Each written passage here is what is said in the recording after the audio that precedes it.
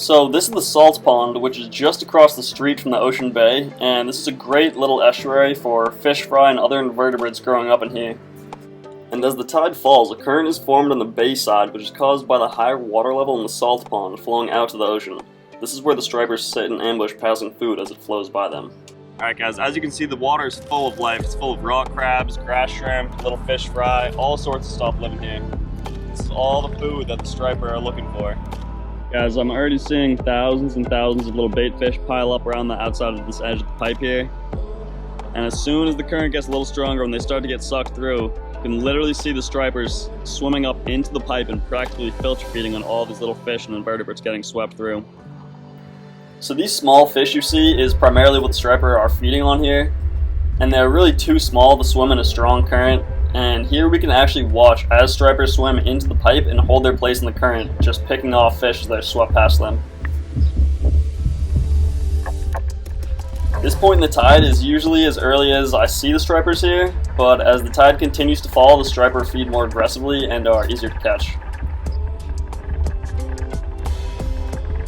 So even though these are tiny little bait fish, large stripers well past keeper size will still come here to target them just because they have the advantage and they don't have to chase down anything to get a meal.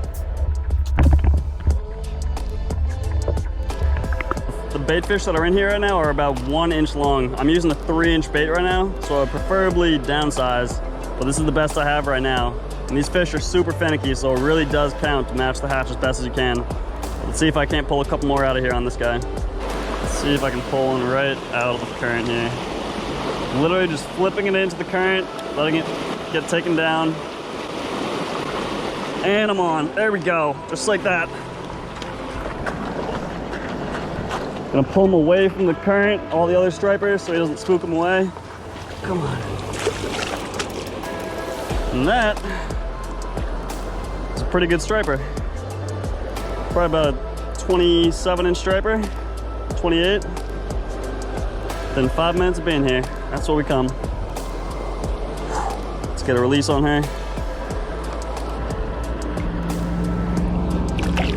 Oh, she's good to go.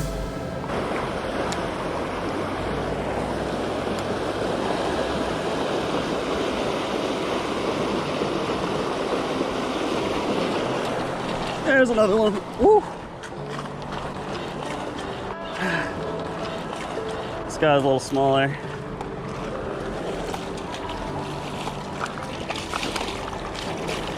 Come here, bub. Little schoolie. Take it.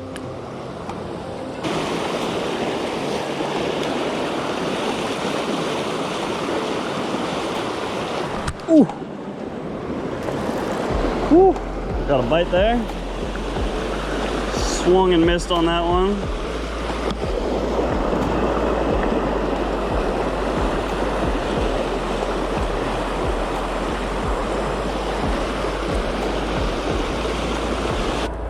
Alright guys, I'm finding the key to getting these fish to bite right now is really letting it go dead stick. I'm really going slack line, letting it get taken down in the current. Just like you would a fly, you gotta have the right drift to get the fish to bite. I'm gonna cast it out where I see them jumping around. I'm just gonna let it go slack, drift down in the current, wait for that bite. Gotta be quick on the hook set though.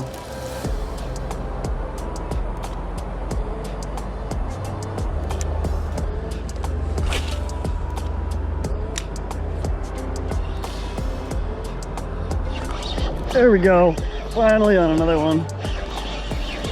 Pretty small one here. Oh, this is a tiny little guy here. Come here, bub.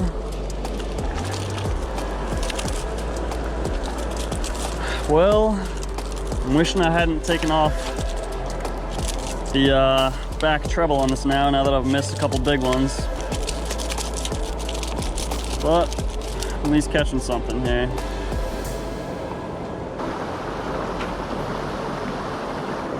Hook snapped on this little 2-inch swim bait right there. Throw something else on. Alright guys, just to show you what rod and reel setup I'm using. This is the Penn Battle 2 combo. And this is a 4,000 size reel on a 7-foot medium heavy rod.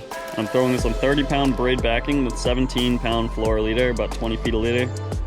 And I really can't recommend this setup enough, guys. If you're just starting off, the Battle 2 is definitely a great way to start.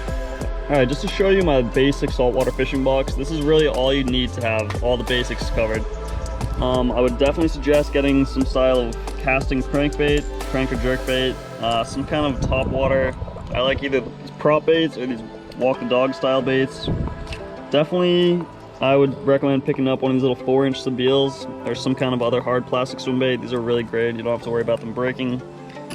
Some kind of casting jig, like this Deadly Dick, is really hard to beat. You can cast these things super far, and they're great when the bite is really hot and they're blitzing, or a little resin casting jig like this.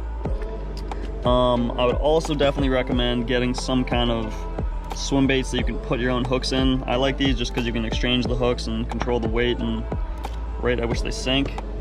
Of course, you got the classic bucktail, which is really hard to beat. These are great pretty much all the time. And this is what I would recommend for anyone who's just starting off. This is really all you need to get started. These are just little storm swim baits with the hook already in them that come ready to go.